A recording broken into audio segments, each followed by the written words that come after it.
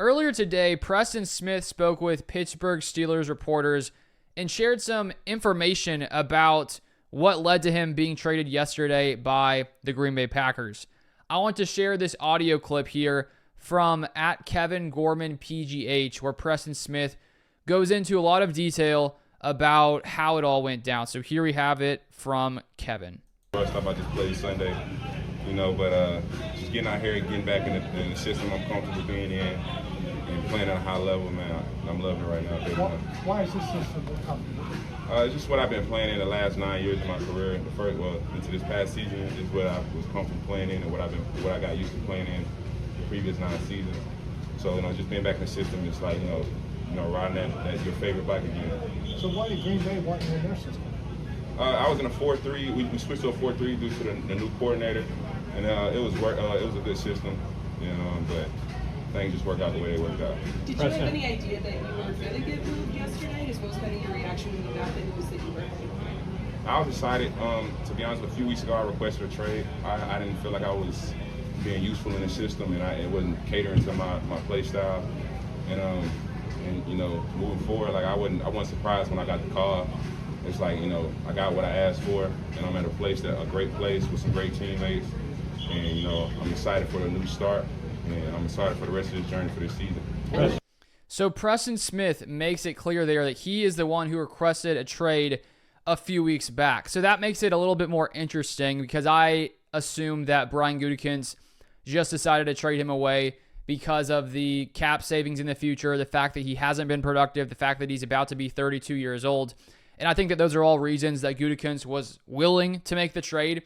But now that we hear that Preston Smith was the one who initiated this, I'm not sure that Gutekunst would have actually traded Preston Smith if he hadn't made it clear that he no longer wanted to be in Green Bay. So that is somewhat surprising to me to hear.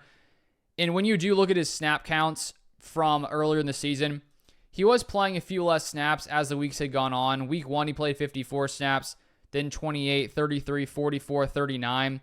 And then the past few weeks, they've been slowly declining. 30 in week 6, 28 week 7, 31 week 8, 21 this past week against the Detroit Lions. So I get, if you're Preston Smith and you are getting at least somewhat near towards the end of your career, you probably want to be in a place where you can still play football at a level that you're used to playing.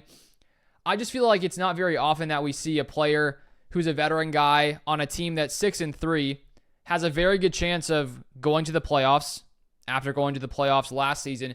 And I would say even has a good chance, even at this point, making a playoff run as well. So he seemed to not really feel too inclined to want to stay in Green Bay, even though they have a competitive team, even though he's been here a while. He seems that he wanted to get to a place where he can just play more snaps potentially and get back to being as productive as he used to be.